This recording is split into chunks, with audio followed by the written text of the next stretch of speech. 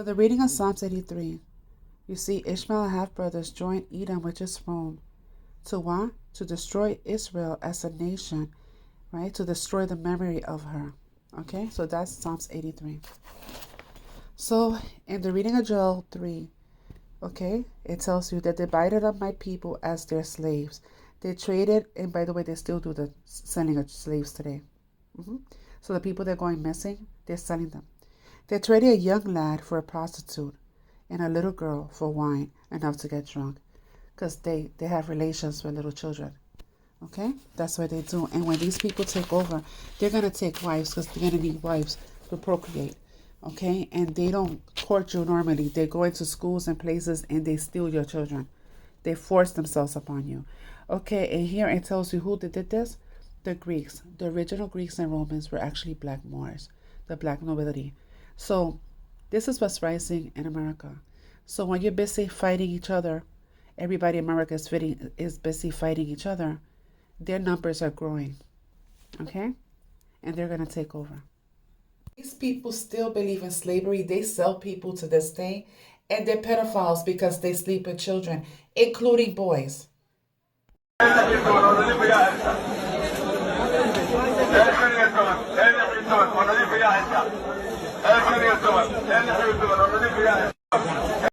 Thing that Muslims should be ashamed of. Slavery in Islam is true.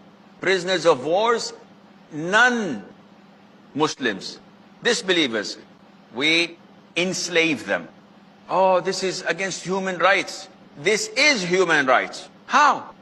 He is a slave. He's like an animal being sold and bought and not having rights. Yes, but this is for his sake. I am amazed of people being dragged to paradise in chains.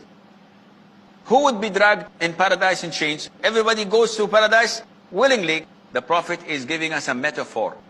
Because these prisoners of war, they were enslaved, so they were in chains. And these chains made them accept Islam and hence enter paradise.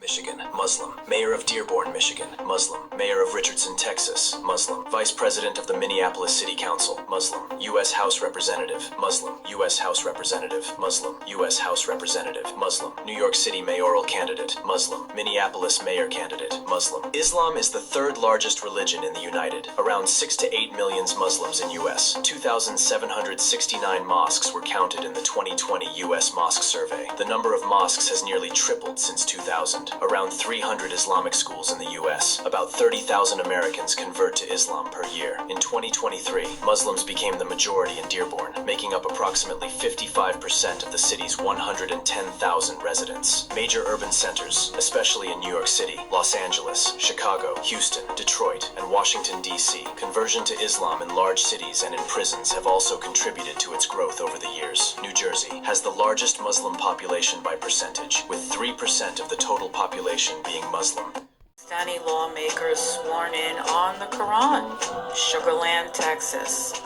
In this part of the world to embrace Islam, and I want, once they do so, to join the larger ummah. Obviously, Muslim minority situations, us here in America, it is not something that the Sharia asks of us to do in minority situations, to aspire to a khilafah or to aspire to political dominance and to overthrow the internal system in a coup d'etat. That is political suicide. Going to the ballot and voting is now an obligatory action, fard ayn.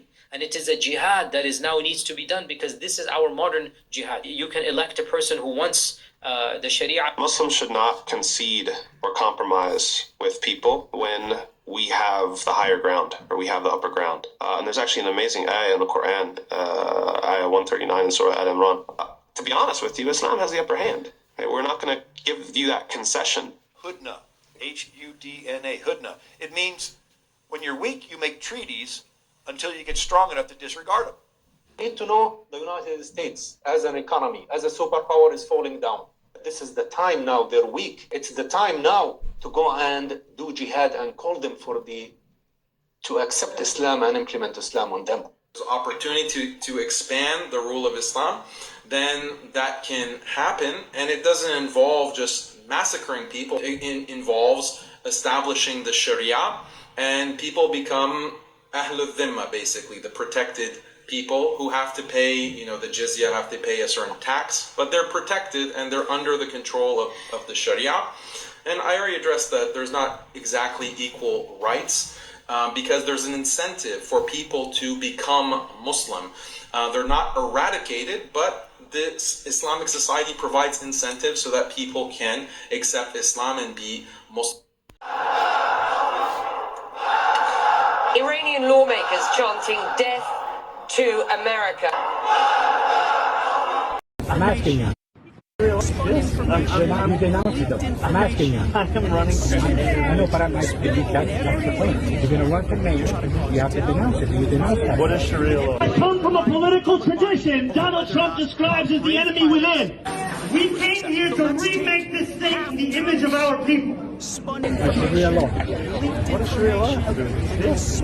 You denounce it though. I'm asking you. I'm running. I know, but that's the point. If you're going to run for mayor, you have to denounce it. You denounce that. What is Sharia law? Palestine!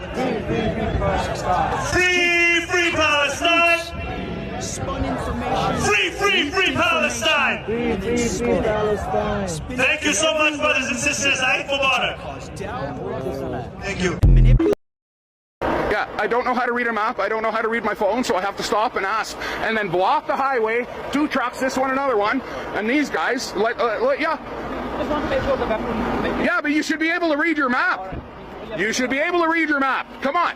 Did you check their logbooks? Well, why? Why? They're here. Check their logbooks. Check because there's all kinds of these people all over. Check their logbooks. Check their logbooks. Are they legal? Are they legal to be on the highway? No.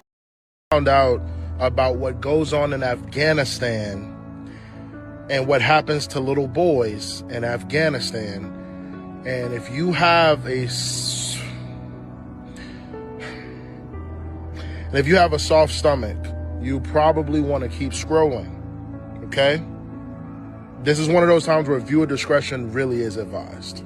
So young boys in Afghanistan don't have a real childhood, okay? And what I mean by that is there's a documentary that came out called The Dancing Boys of Afghanistan. And what will happen is that in these villages, they will choose young boys, and typically it'll be a few of them.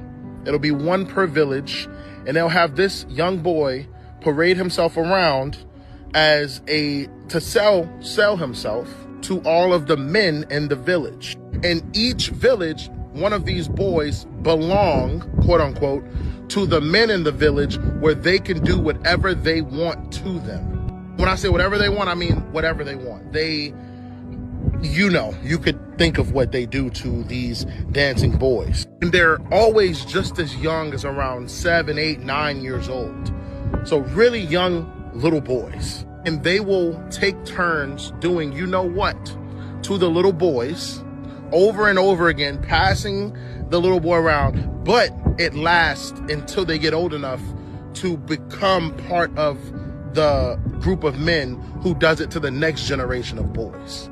And it's so bad that they only use women for reproduction. They don't actually care to have them as far as their desires go. They just use them for reproduction. They use the little boys for fun, is what they say. And so the hypersexual, y'all know what I want to say, culture in Afghanistan and in different parts of the Middle East needs to be studied, and these boys need to be saved, because what are we even talking about? And although those of you are going to say, well, this always has gone on. Well, it's my first time hearing about it, okay? And this is sickening and disturbing. And Satan, dude, his imprint is on the world like no other, bro. This is insane to me.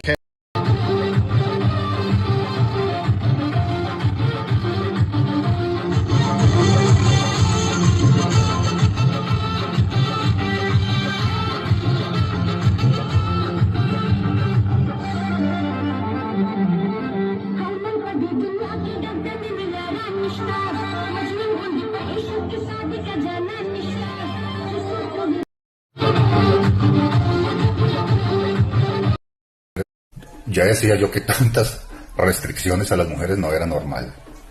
Eso de que las mujeres por un lado, por allá en un hueco donde nadie las vea, y los hombres arriba en tremenda rumba, bueno, ahora todo cobra sentido. Y le tiran billetes y todo. Supongo que este muchacho le pertenece a algún jeque por ahí, ¿no?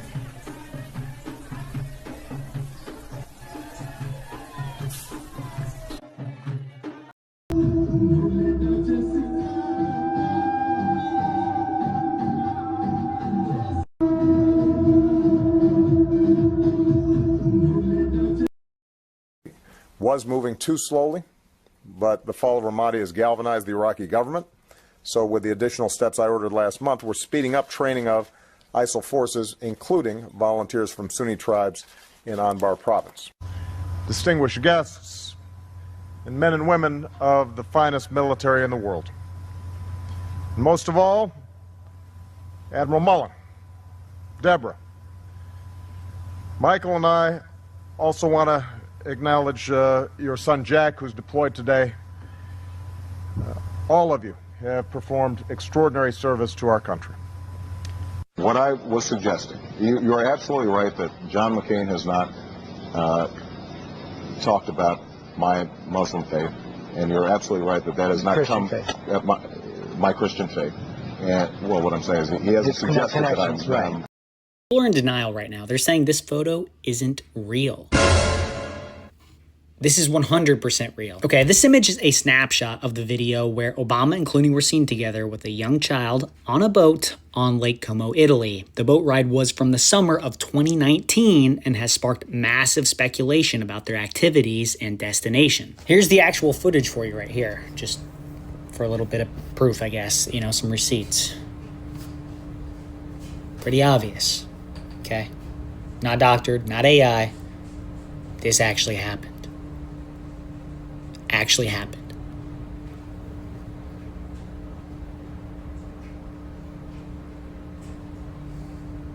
So listen, you draw the conclusions you want to draw, but I know for a fact what just happened. And I think you do too.